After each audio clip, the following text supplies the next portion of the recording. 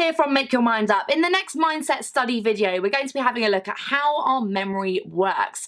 Just last weekend, I was sat in the car and a Hannah Montana song came on. Now, this song I hadn't heard in over 10 years, yet I was still able to sing every single word to that song. And it got me thinking, how? How do I still remember all of those words 10 years on? Our brain is our biggest tool when it comes to studying.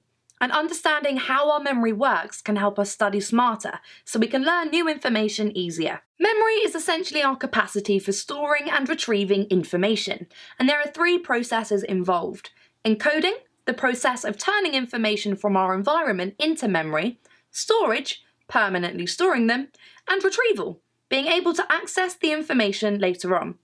All of these three processes determine whether something is remembered or forgotten. Take a moment to think about everything you've done today. You've absorbed way more information that you could ever process in detail, and this is our sensory memory, all of the information from the environment around us. We couldn't possibly process it all. We decide what to pay attention to, and this gets passed on to our short-term memory. The short-term memory is often called our working memory because it's our active mind, what we're currently thinking about or aware of. Now, the capacity of our short-term memory isn't very large. We can hold 7 plus or minus 2 chunks of information, so 5 to 9 chunks of information altogether, for roughly 15 to 30 seconds or so.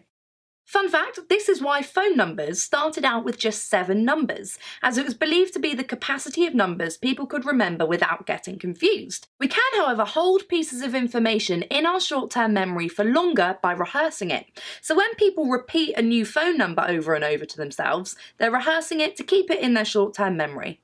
If we didn't have a short-term memory, we probably wouldn't have a clue what was going on around us. And we wouldn't have a long-term memory either, given that short-term memories are converted into long-term memories. So important information can be transferred from short-term memory into long-term memory to store it, and then retrieved from long-term memory back to our short-term memory.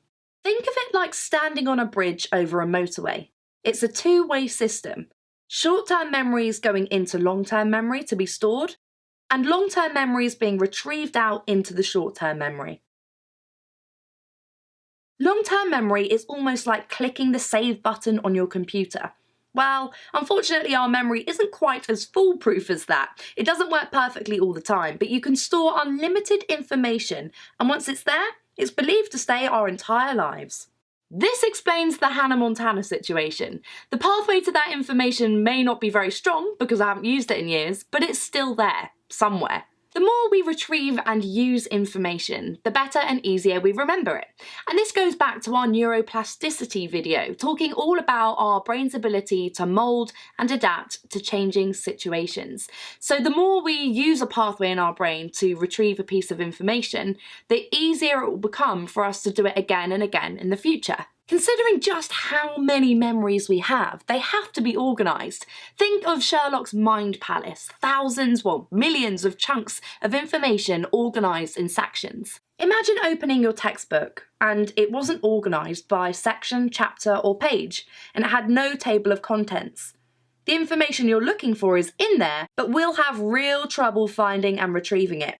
Our long-term memory stores much more information than a textbook does, but we'd never be able to retrieve that information in there if it wasn't stored in some way. The exact way long-term memories are stored is debated by psychologists, but it's believed long-term memory organises information by category, relevance, familiarity, or connection to other information. Understanding how our memory works enables us to study smarter. We forget almost 50% of information within one day, and up to 80% of information within 2 to 3 weeks, but the more we use it, the less likely we are to forget it. So based on how our memory works, the more we use information from our long-term memory, the easier it becomes for us to retrieve it when we need it. Think of revising as testing your recall of that information in preparation for the exam, just like a dress rehearsal. Now, some ways to strengthen these memories include repetition, using our system of review and going over and rereading our notes often to refresh our memory. Practice. This is really effective, applying that information, so testing ourselves with flashcards or practice exams. Number 3 is multiple ways. When you're studying, you can create stronger memories if you engage more than one of your senses. It will be much easier for you to remember and recall that information later on. Lastly, teaching. Explain a concept to a friend. It's one of the best methods to reinforcing memory, as it's making sure we fully understand the information. Have a look at our 3-step process to taking great notes video, so we can apply this understanding of memory to improve our note-taking.